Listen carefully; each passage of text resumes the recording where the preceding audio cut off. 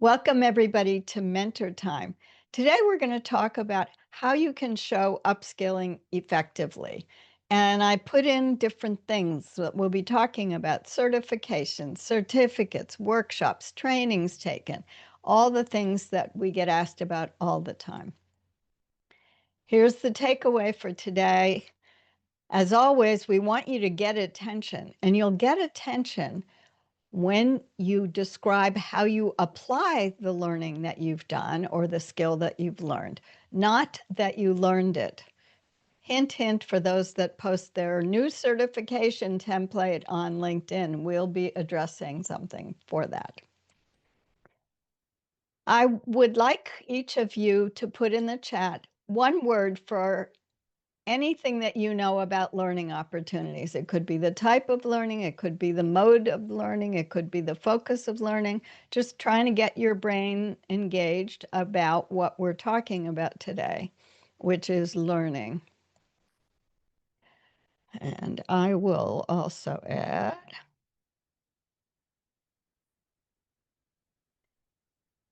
all right. Sorry, it's not one word. It's okay. Yeah. Okay. So we've got acquiring new abilities. Great. I wrote on the job training as a mode, and upskilling. Yes, all of those and more. But when I talk to people, and I did mean but when I talk to people about going and doing the work, the learning, the course taken, the workshop, the practical experience you had, people say, "Sue, I did the work in the course and I got a certificate." Kind of, okay, where's my reward? That's how I read it. Or people tell me, I did several courses so I could get a job more easily. And this is someone whose credentials under LinkedIn, his certifications look like this. We'll see this again later. And then people say to me, why does it matter how we describe the course? We finished it, right? So it's just enough to say we took the course. And these are some examples, we'll see them again later, of ways that you all have put these in your long CV, your resume, or both. So here's how we'll get here. First, we're going to talk about learning, training, and everything around the learning environment. And then showing your experience after a learning event. And as always, we end with what should you do? So we'll get started on learning, training. Here's what would fit on a one-page, the side of the screen. I thought I'll just keep adding words until I'm finished. Training, learning, studying, practicing, role modeling, experimenting, talking, observing, listening. These are all how we learn new skills. So a workshop might be something that looks like this, with people working together around a table, or it could be individually working or virtual, as you know. Peer study groups could be a way that on-the-job training is being done, especially in an informal way. We used to do that when I worked in public health, is we would get people around in the evening and do our own peer sharing about what we learned during the day. Or a self-study could be a short course. It could be a long course. It could be a lot of things. So I just want to remind you of this continuum, which some of you who've seen the topic earlier on what makes, how can you count experience? This is a very high-level view of a learning continuum. A learning introduces new information. The skill is where you get the knowledge and apply it in guided practice. You start to count it as experience when you have the skill and knowledge applied in real-world settings, validated by end users or users in some fashion. So that long list of ways that you could take learning activities, this is my just general overview. But webinars, meetings, events, networking probably fall more on introducing you to new information. Some webinars certainly could be workshops, but generally you'll go to a meeting or there'll be an update and it'll be mostly knowledge-based. Most areas where you see courses help you are in the middle, where you're gaining guided skill practice. And this includes workshops. Again, some people call them workshops, some people call them webinars. I'm going to tell you that oftentimes there's no one right nomenclature, just as long as people understand you're talking about a learning event. Experience, I really wanted it in between the two arrows, but I couldn't get it in there neatly. But when the skill is applied in real world settings, this is more likely to be what's also required of professional credentialing organizations, organization credentialing, and university coursework. So when you do your courses, you may have work that will apply in this setting, and professional organizations, which we'll talk about.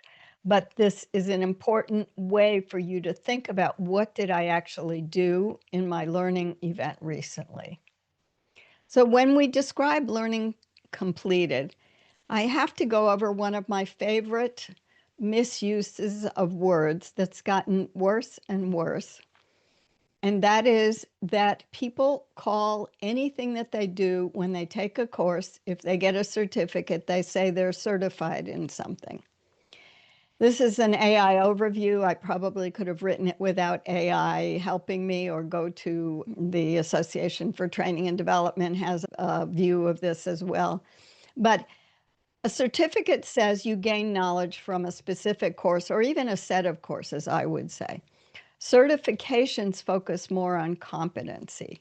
And so when I'm trying to differentiate it for you, a certificate that you get in a course might be a certificate of completion, a certificate of attendance, a certificate of participation, or a certificate of engagement.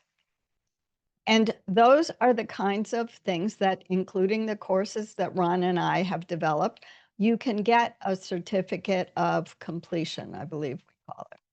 So AI gave me a really nice table featuring, looking at the features between the two. And this is what's really important. Is the certificate saying you completed a course, or is it a certification which verifies that you are adhering to industry or some kind of standards? And the difference is that you usually have at least a standardized exam. You may have a practical exam if you're in Toastmasters, for example. If you're getting the project management professional, I believe you have to do both. So how are you going to show this experience now after a learning event? And let's skip over that, and I will show you. So you've seen some of this earlier. I glanced by them. The yellow are the ones where I would expect that's a certificate. The light orange, beige is where you're likely to be certified in something. They may not use that language. So the top one is German B1. That is a known competency standard. They may say you've achieved level B1, or it may be certified as B1. And the bronze medallion certificate in life saving, I didn't find a reference to this. It's probably used in a state somewhere in the US, but I couldn't find it quickly. But what this said to me is, if you're getting a certificate in life saving, you are doing life saving, whether it's Resusci Annie, which is maybe the old days when you did resuscitation training, or when you're doing pool and ocean lifeguarding. In here, the only one that is certification is the Lean Six Sigma white belt. And this is a whole area of quality improvement and processes that the Six Sigma group started. The rest of these they're interesting learning. People don't enjoy it when I tell them trainings really don't count for very much, but it's important to show you've been exposed to the knowledge. You just can't say, I'm certified in strategic management, planning and management. Maybe you got a certificate in it, and you might be certified. Those of you who come from Kenya may know better than me that's an actual certification, and you have to get recertified every year or every couple of years. And here is something that, again, the first two look to me like the kinds of work that may be a certification. Certainly GCP, good clinical practices in the US, it's a requirement to have if you're conducting clinical research in any aspect of clinical research. Whereas the other two that are, I believe, certificate programs, design thinking for the greater good, global health diagnostics, and qual methods.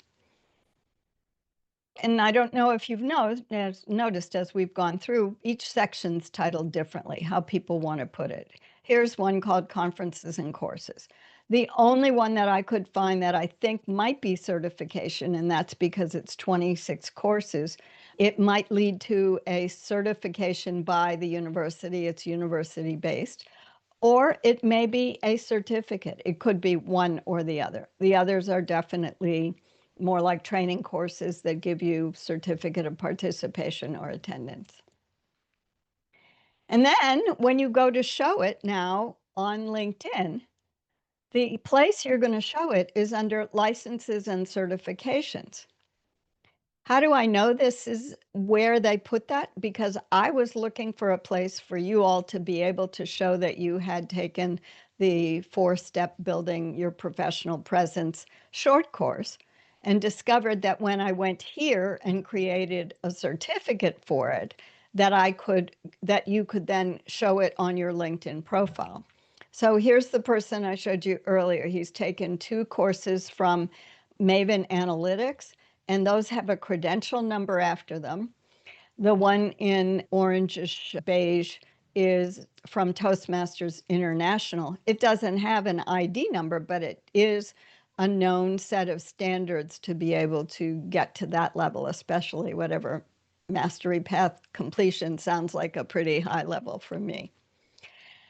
So I was interested in the 2 courses the person here took from Maven, because one says milestone 10, and in my mind I'm saying what happened to milestones 1 through 9 and what were they milestones for, and then one on MySQL data analytics. And so I looked up Maven analytics courses, the specific one, and it turns out this is what now is under Coursera. And it says that this person's account is verified and Coursera certifies their successful completion of this IBM course.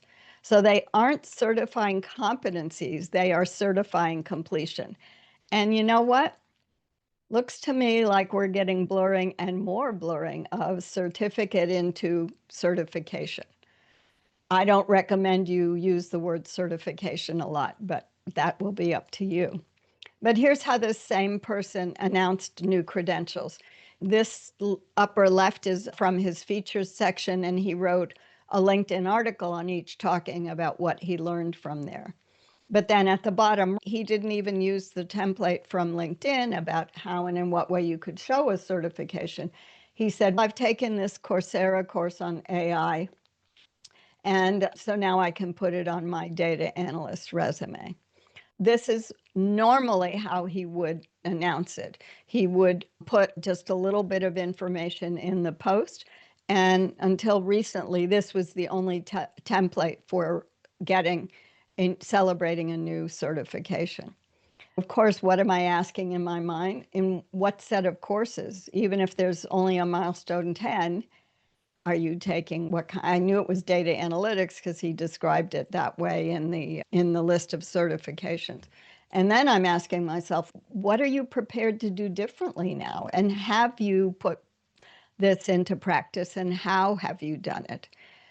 Oftentimes when there are people putting up new certifications, what they're calling certifications, if I know them well, I might write them a note and say, it'd be great if you could also tell us how you had your guided practice. What are you working on? How will this change how you go forward in the skill area you want to be able to contribute more in? So does anybody want to unmute and tell me, how have you described completing a learning event? There's no right or wrong here. There's no wrong here. There's anything you want to tell us is right. I just want to stop and give you all a chance to weigh in. I'm actually going to ask Ron to comment, please. Yeah, this is really interesting because it's this challenge of and I encountered it when I was working with the community college. It talked about this business of a diploma versus certificates and so on and so forth. This is really curious stuff. And for example, I have a bridge watch keeping certificate. I am a certified bridge watch keeper.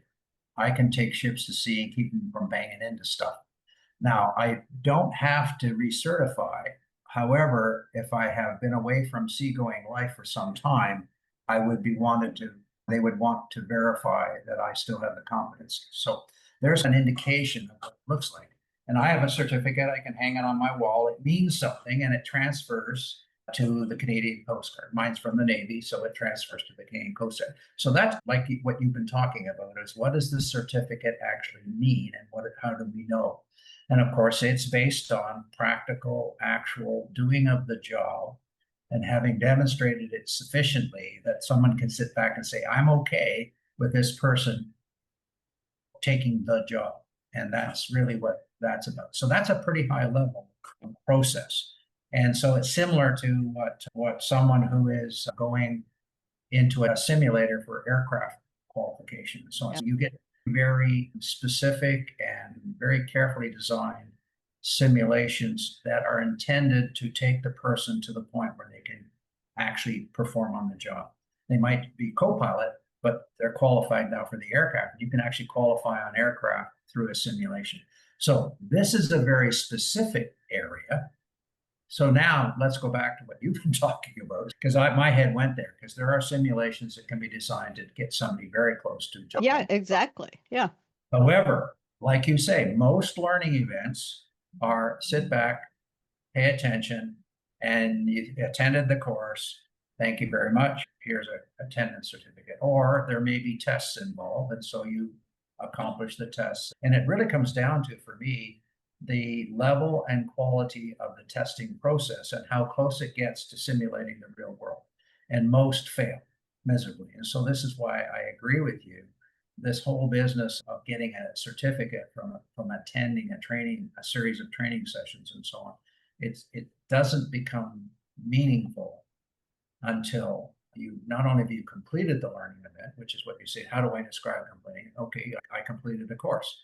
But now I was given a practical exercise to apprentice or to intern. And so in my internship, I would have to demonstrate to a supervisor's satisfaction that I was able to apply it in the workplace. And so you get these kinds of interesting transitions. And so that's what internships are supposed to do, is they're supposed to take the person from the training setting, like I've completed the learning, but now I was able, given a structured environment where I could in fact demonstrate that I am competent. And so I can use that now. But I have to, if I don't, I can complete the training, I can complete the learning event, but if I don't demonstrate competency somehow, then it's just as you've been saying, it's a learning. And so I don't know whether I helped the situation or complicated it. You made it very clear that it is not a term you apply to every training we all go to. And I think that's the important thing. But people are misled by LinkedIn calling it a certification. And I put the course in there for the same reason. So I didn't have to I couldn't help them show it on LinkedIn otherwise. But what I see people writing and occasionally hear people say in person on our meetings is, oh, I'm certified in project management. In fact, this one person was by a certain organization. I don't know if that would be recognized by people looking for PMP, actual project management professional certification by the Project Management Institute, PMI. So I know there's a blurring of that. There's other language I could tell you drives me crazy about blurring. I'll tell you another one. Yeah, well, Oh, go ahead. Yeah, just relating to that, for example, in Canada, we have problems with certifications across provinces.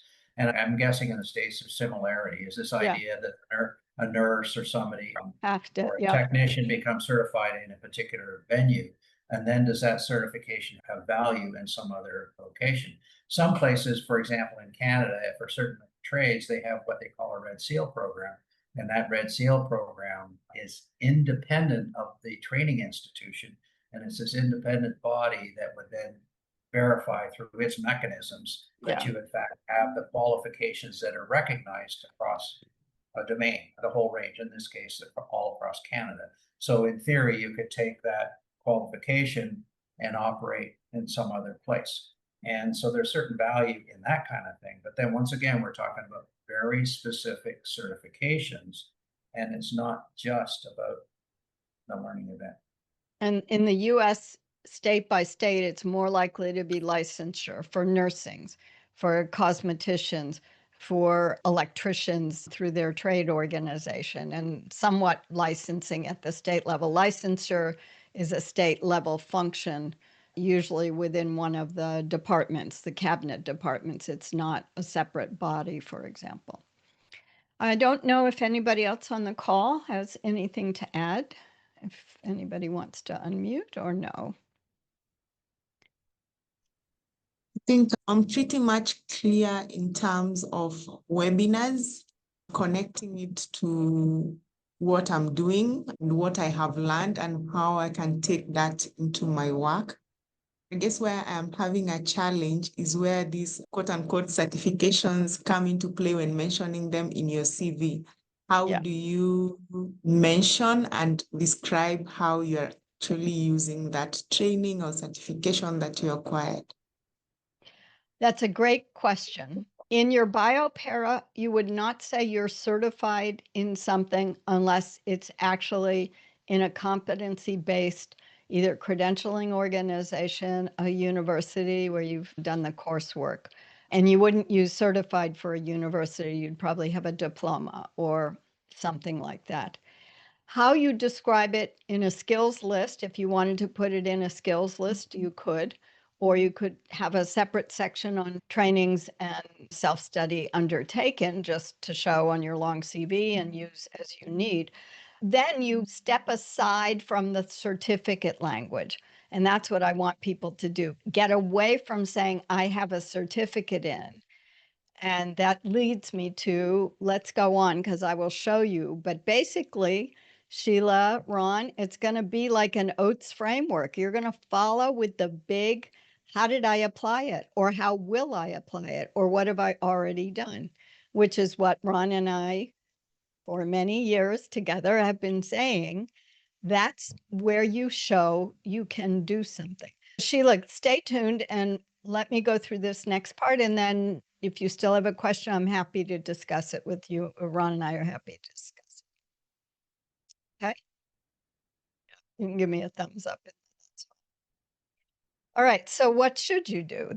I didn't ask Sheila to be that, but here, do an effective announcement. This is the old template, old meaning I think a week or two ago, I discovered, oh, they have new templates now. They have 8 of them.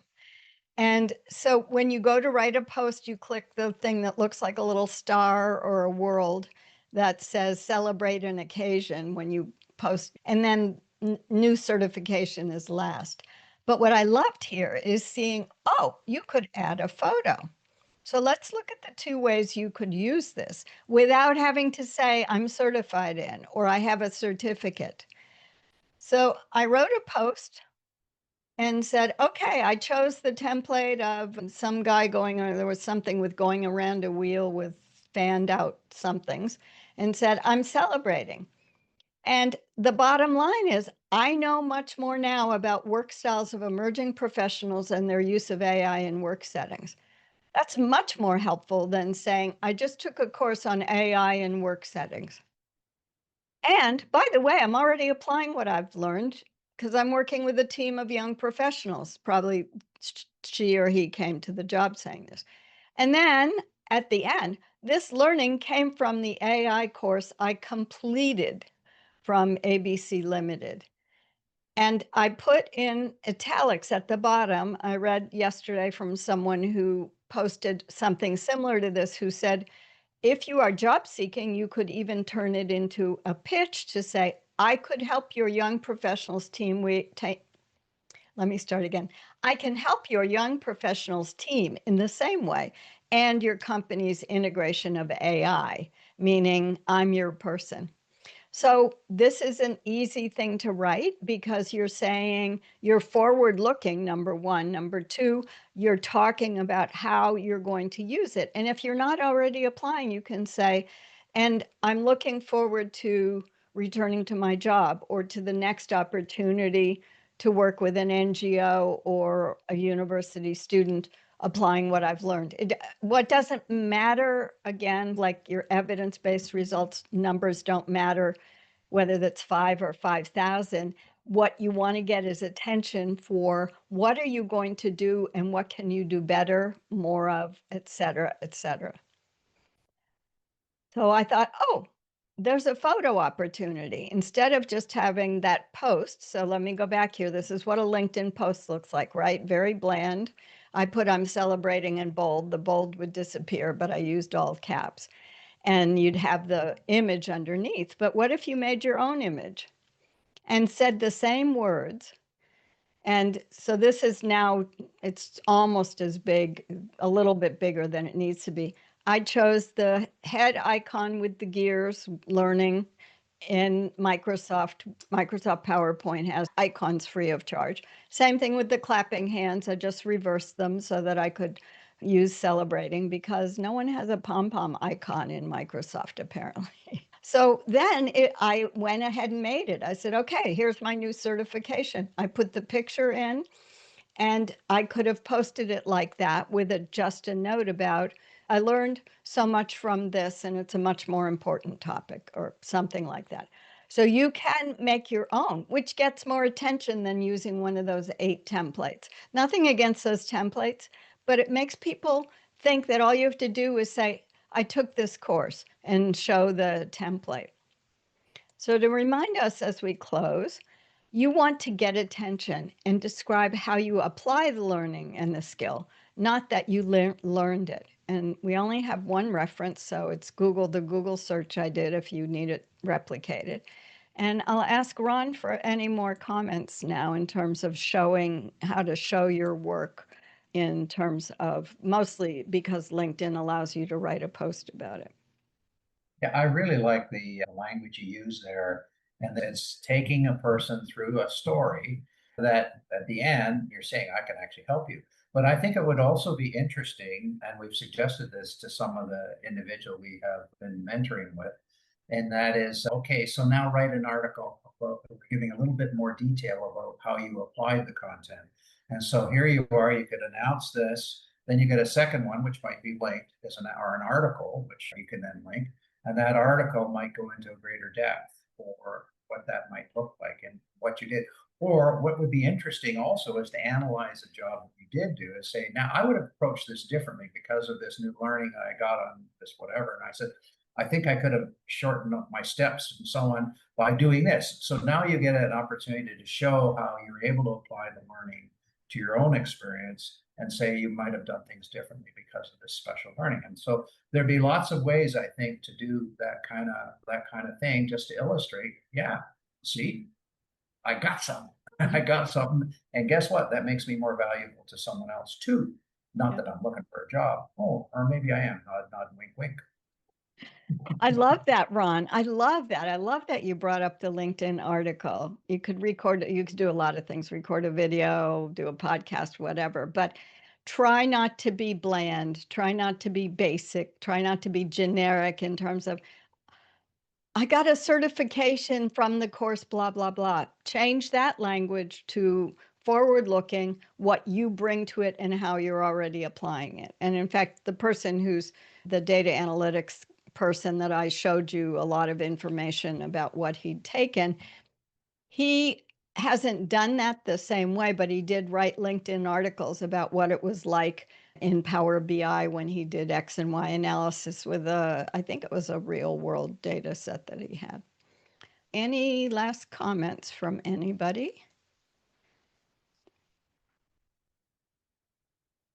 Sheila, yes.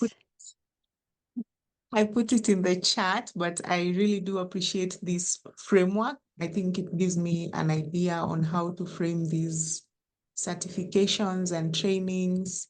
And Yeah, I learned a new thing on LinkedIn as well. So I will be using that on my LinkedIn profile as well. So thank you so much.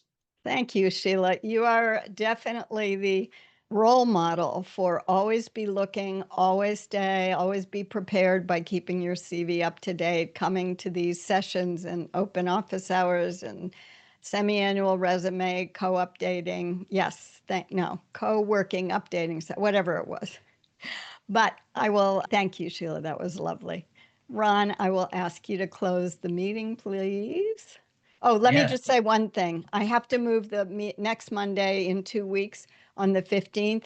I'll just be getting off a plane and it's too close to chance missing this. So I'm going to move it to a Tuesday for one time only on the 16th of December. And I know for some people like Sheila, it may be already the start of the festive season. Quarterly work trends, it's time to figure out where we're going in 2026. All right, Ron, now it's all yours.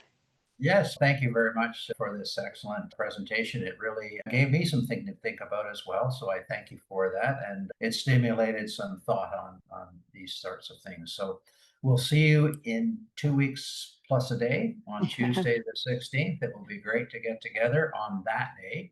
And that's just before I move location. All right, everybody. Thank you very much.